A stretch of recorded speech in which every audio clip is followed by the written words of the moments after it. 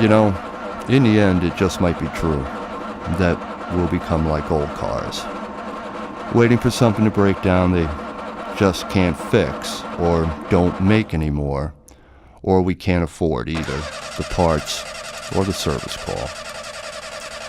Some are manufactured, born, with serious factory defects, fatal structural flaws, cracked blocks, or ill-designed chassis. Some get lucky.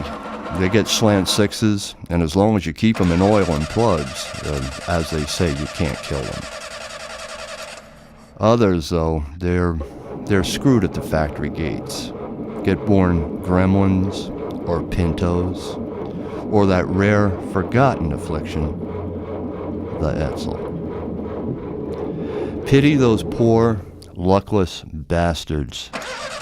Their recalls are ignored, so they never really get out of the chute cleanly. They maim and cripple and crash and burn, and seldom go beyond a few thousand miles. And really, after all, the punishing, expensive substance and spare part addiction at the local service department, at some vampiric dealership, when at last they crash and burn, who doesn't sadly shake their head and say, after all, it was really for the best? Some unexplainably survive the years, the mileage, and solely on the strength of this become classics and are given collectible status, get restored, babied, polished lovingly with an old soft diaper,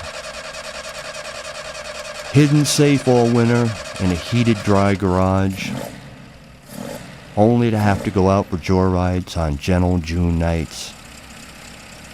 Yeah, sure. Most of us get run into the ground all year round. In every weather, day and night, prone to chronic breakdowns, just one goddamn thing right after another.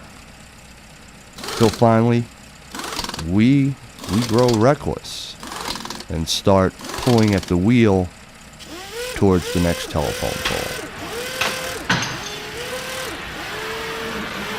Rev the hell out of our engine going nowhere fast, or spend the last day always on the lookout for the nearest cliff to drive right off into empty space.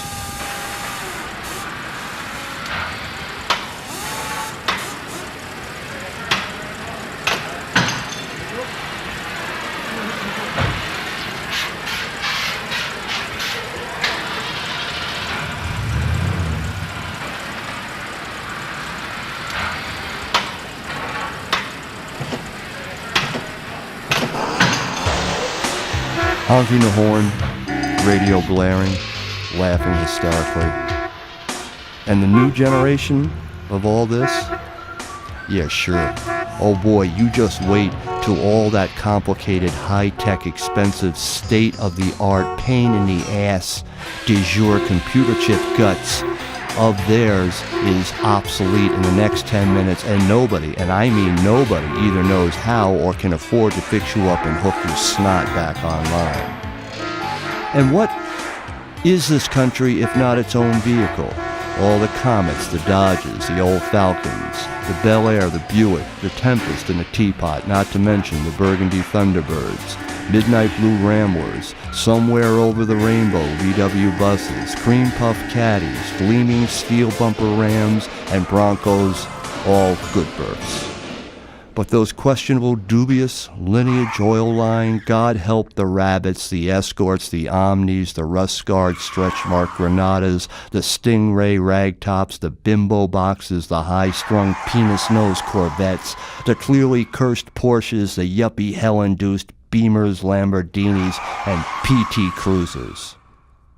It may come down to this. You cannot choose the make, the model, the color, the style in which you were born in this 21st century American mobile caste system.